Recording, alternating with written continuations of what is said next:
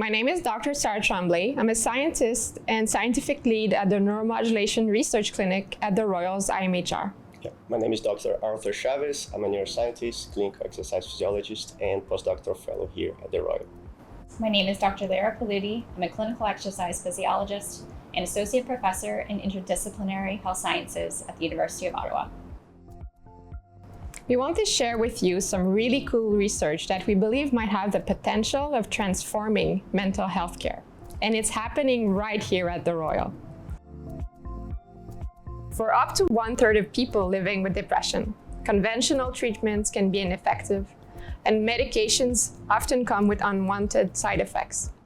Repetitive transcranial magnetic stimulation, or rTMS, is a non-invasive, non-drug therapy that is showing promising results for people living with treatment-resistant depression or hard-to-treat depression. For our research, we're using a variation of rTMS called theta burst stimulation, or TBS. In our neuromodulation research clinic at the Royal, about 60 to 70% of individuals living with treatment-resistant depression respond positively to treatment. But as part of a scientific commitment and curiosity, we wonder what's different between the individuals who respond to treatment from those who do not, and whether there was something we could do to improve treatment response in our clients with treatment-resistant depression. A big part of our work is focused on finding biomarkers that predict how well someone responds to treatment. This means looking at what makes some people responding better than others. Understanding these factors is important because if we know what makes someone a responder to treatment, we might be able to use that knowledge to help non-responders improve their treatment outcomes.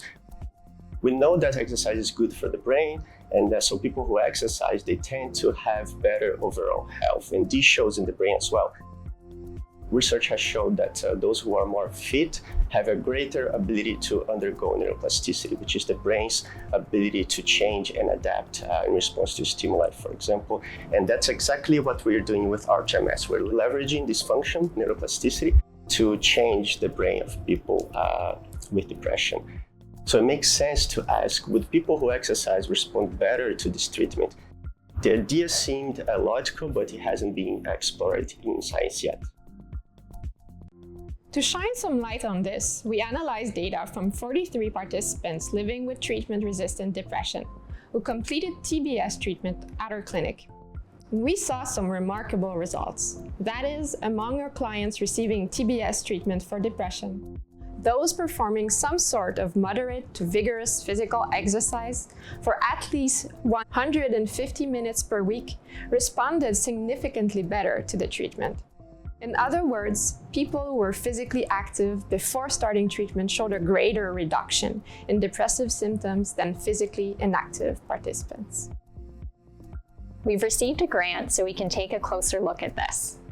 We'll recruit people living with treatment-resistant depression who are not physically active and who are less likely to respond to TBS. We will have them follow a structured exercise program before starting their TBS treatment to see if this combination works better to reduce their depressive symptoms. The goal of our research is to determine if regular exercise can boost the effectiveness of TBS treatment for depression. We're looking at 3 key areas. First, we're assessing how feasible and enjoyable it is for our TMS clients to exercise in this context. This will help us to optimize our strategies and design a future, larger study. Second, we're comparing the effects of moderate to vigorous aerobic exercise paired with TBS treatment on depressive symptoms and response rates.